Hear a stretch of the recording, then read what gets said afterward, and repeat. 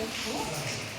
ಆದ್ರೂ ಹೇಳಿ ಪರಮಾತ್ಮ, ಈ ಈ ವ್ರತದ ಈ ನವರಾತ್ರಿ ವ್ರತವನ್ನ ಯಾಕೆ ಆಚರಿಸಬೇಕು, ಇದರ ವಿಶೇಷತೆ ಏನು ಅಂತ ನಾರದರು ಪರಶಿವನ ಹತ್ರ ಕೇಳಿದಾಗ ಆ ಪರಮಾತ್ಮ ಆ ನವರಾತ್ರಿಯ ಹಬ್ಬದ ಕುರಿತು, ಆ ವ್ರತದ ಕುರಿತು ಒಂದೆರಡು ದೃಷ್ಟಾಂತವನ್ನ, ಒಂದು ಕಥೆಯನ್ನ ಆ ನಾರದರಿಗೆ ಹೇಳ್ತಾರೆ. ಪೂರ್ವ ಕಾಲದಲ್ಲಿ ಕೋಸಲ ಹೇಳುವಂತ ಒಂದು ದೇಶ ಇರುತ್ತೆ. ಅಲ್ಲಿ ಸೂರ್ಯನಾರಾಯಣ ಹೇಳುವಂತಹ ಒಬ್ಬ ಬ್ರಾಹ್ಮಣ ತುಂಬಾ ನಿಷ್ಠೆಯಿಂದ ತನ್ನ ಜೀವನವನ್ನ ನಡೆಸ್ತಾ ಇರ್ತಾನೆ.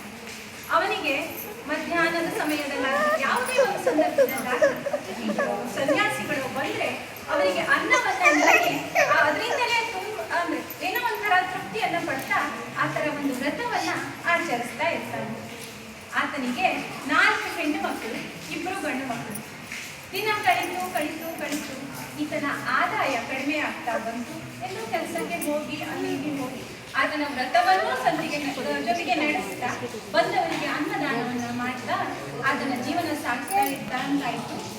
ಆದ್ರೆ ಆತನಿಗೆ ಧಾನ್ಯಗಳ ಕೊರತೆ ಕಾಣೋಕೆ ಪ್ರಾರಂಭವಾಯಿತು. ಮಕ್ಕಳೆಲ್ಲ ಹಸುವಿನಿಂದ ಅಳ್ತಾ ಇದ್ರು. ಹಾಗೆಯೇ ದಿನ ಕಳೆದು ಇಡೀ ದಿನದಲ್ಲಿ ಒಮ್ಮೆ ಮಾತ್ರ ಆ ಮಕ್ಕಳಿಗೆ ತನಗೆ ಎಲ್ಲರಿಗೂ ಕೂಡ ಆಹಾರವನ್ನ ತಗೊಳ್ಳುವಂತಹ ಒಂದು ಪರಿಸ್ಥಿತಿಗೆ ಆತ ಬಂದು ನಿಲ್ತಾನೆ. ಆ ಸಂದರ್ಭದಲ್ಲಿ ಒಂದಿನ ಸಂಜೆ ಬಂದಾಗ ಆ ಮಗ ಏನ್ ಅಳ್ತಾ ಆತನಿಗೆ ತಡ್ಕೊಳ್ಲಿಕ್ಕಾಗ್ಲಿಲ್ಲ. ಏನ್ ಮಾಡ್ತಾನೆ, ಕೊಡಲಿಕ್ಕೆ ಅನ್ನ ಇಲ್ಲ, ಮಗು ಅಳೋದನ್ನ ನಿಲ್ಸೋದು, ಸರಿಯಾಗಿ ಬೈದು ಮನೆಯಿಂದ ಹೊರಗಾಗ್ತಾನೆ.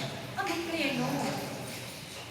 ಆ ದಿನ ಸಂಜೆ ಒಬ್ಬ ಸನ್ಯಾಸಿ, ಮುಖದಲ್ಲಿ ಅದ್ಭುತವಾದಂತಹ ತೇಜಸ್ಸನ್ನ ಹೊತ್ತು ಬಂದಂತಹ ಒಬ್ಬ ಸನ್ಯಾಸಿ ಬರ್ತಾನೆ. ಅವನನ್ನ ಕರೆದು ಕೂರಿಸಿ, ಯಾವತ್ತಿದ್ರೂ ಮಕ್ಕಳಿಗೆ ಇರ್ಲಿ ಇಲ್ಲದೆ ಹೋಗ್ಲಿ, ತಾನು ಹಸಿದ ಹೊಟ್ಟೆಯಲ್ಲಿ ಇರ್ಲಿ, ಆತನಿಗೆ ಊಟ ಇಲ್ಲದೆ ಇದ್ರು ಸಹಿತ ಒಂದಿಷ್ಟು ಭಾಗವನ್ನ ಅತಿಥಿಗಳಿಗೆ ಅಂತ ಇಡುವುದು ಆ ಸೂರ್ಯನಾರಾಯಣನ ಪದ್ಧತಿ. ಹೀಗೆ ಇಡ್ತಾ ಇದ್ದದ್ರಲ್ಲಿ ಒಂದ್ ಸ್ವಲ್ಪವನ್ನ ಆವತ್ತು ಸನ್ಯಾಸಿ ಬಂದಾಗ ಆತನಿಗೆ ಬೇಯಿಸಿ ಬಡಿಸ್ತಾರೆ. ಜೊತೆಗೆ ಆತನ ಕಣ್ಣಲ್ಲಿ, ಆತನ ಮುಖದಲ್ಲಿ ಇರುವಂತಹ ಶೂನ್ಯ ಭಾವವನ್ನ ಕಂಡಂತಹ ಆ ಸನ್ಯಾಸಿ ಊಟ ಮಾಡುವಾಗ ಅವನ ಹತ್ರ ಕೇಳ್ತಾನೆ, ನಿನ್ನ ಮುಖವನ್ನ ನೋಡಿದ್ರೆ ಏನೋ ಒಂದು ರೀತಿ ಚಿಂತೆಯಲ್ಲಿ ಇರೋ ಹಾಗೆ ಕಾಣಿಸ್ತಾ ಇದೆಯಾ, ಏನು ಆ ಚಿಂತೆ, ನನ್ನ ಹತ್ರ ಹೇಳ್ಕೋಬಹುದಲ್ವಾ? ನಾನು ನಿನ್ನ ಎಲ್ಲ ಗುಣಗಳನ್ನ ಈ ಊರಲ್ಲೆಲ್ಲ ಹಾಡಿ ಕೊಂಡಾಡಿದ್ದನ್ನ ಕೇಳಿಯೇ ನಿನ್ನ ಅತಿಥಿ ಸತ್ಕಾರವನ್ನ ಸ್ವೀಕರಿಸಲಿಕ್ಕೆ ಅಂತಾನೆ ಬಂದಿದ್ದೀನಿ. ಹಾಗಾಗಿ ನಿನ್ನ ಮನಸ್ಸಿನಲ್ಲಿ ಯಾವುದೇ ರೀತಿಯ ಚಿಂತೆ ಇದ್ರೂ ಕೂಡ ನನ್ನ ಬಳಿ ಹೇಳು.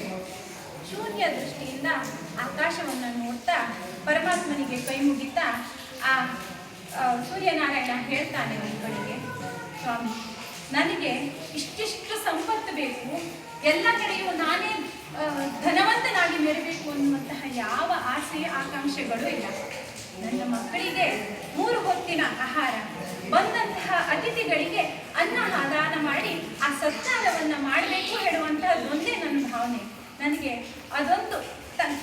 ಆಗ್ಬೇಕು ಆ ಕೆಲಸ. ಅದಕ್ಕಾಗಿ ನಾನು ಯಾವ ವ್ರತವನ್ನು ಆಚರಿಸಬೇಕು ಅಥವಾ ಏನು ಮಾಡಬೇಕು ಹೇಳೋದ್ರ ಬಗ್ಗೆ ಒಂದು ಪುಟ್ಟದಾದಂತಹ ಏನೋ ಒಂದು ಉಪದೇಶವನ್ನ ಮಾಡಿ ಅಂತ ಆ ಸನ್ಯಾಸಿ ಬಳಿ ಕಳಕಳಿಯಾಗಿ ಬೇಡ್ಕೊಳ್ತಾನೆ. ಆ ಬ್ರಾಹ್ಮಣನ ಬೇಡಿಕೆಯನ್ನು ಕೇಳಿದಂತಹ ಸನ್ಯಾಸಿ ಅವನಿಗೊಂದು ಸೂಚನೆಯನ್ನ ಮಾಡ್ತಾನೆ. ನೋಡು, ನವರಾತ್ರಿಯ ಕಾಲದಲ್ಲಿ ಆ ನವರಾತ್ರಿ ಹೇಳುವಂತಹ ವ್ರತ, ನವ ದುರ್ಗಿಯರ ಎಲ್ಲ ಒಂದು ವ್ರತವನ್ನ ಆಚರಿಸಿ 9 ದಿನಗಳ ಕಾಲ ವ್ರತವನ್ನ ಆಚರಿಸು, ನಾನಿಲ್ಲಿ ಆ ಉಪದೇಶವನ್ನ ಮಾಡ್ತೇನೆ ಅಂತ ಹೇಳಿ ಈ ನವರಾತ್ರಿಯ ಎಲ್ಲ ಮಂತ್ರೋಪಚಾರಗಳ ಉಪದೇಶವನ್ನ ಮಾಡಿ ಆ ಸನ್ಯಾಸಿಯಿಂದ ಉಪದೇಶ ಪಡೆದಂತಹ ಈತ ಆ ನವರಾತ್ರಿ ವ್ರತವನ್ನ ಆಚರಿಸ್ತಾನೆ. ಇನ್ನೇನು ವ್ರತ ಮುಗಿದು 8ನೇ ದಿನದಲ್ಲಿ ಆತನಿಗೆ ತಾಯಿಯ ದರ್ಶನವಾಗುತ್ತೆ. ತಾಯಿಯ ದರ್ಶನವಾದಾಗ ಆ ಸಾತ್ವಿಕ ಮನಸ್ಸಿನ ಆ ಬ್ರಾಹ್ಮಣನಿಗೆ ಯಾವ ರೀತಿಯಲ್ಲಿ ಅನಿಸಿರಬಹುದು, ಆ ಅನುಭವ ಹೇಗಿರಬಹುದು ಅಂದ್ರೆ ಕಣ್ಣಾಲೆಗಳಲ್ಲಿ ನೀರು ತುಂಬಿಕೊಡುತ್ತೆ. ಆತ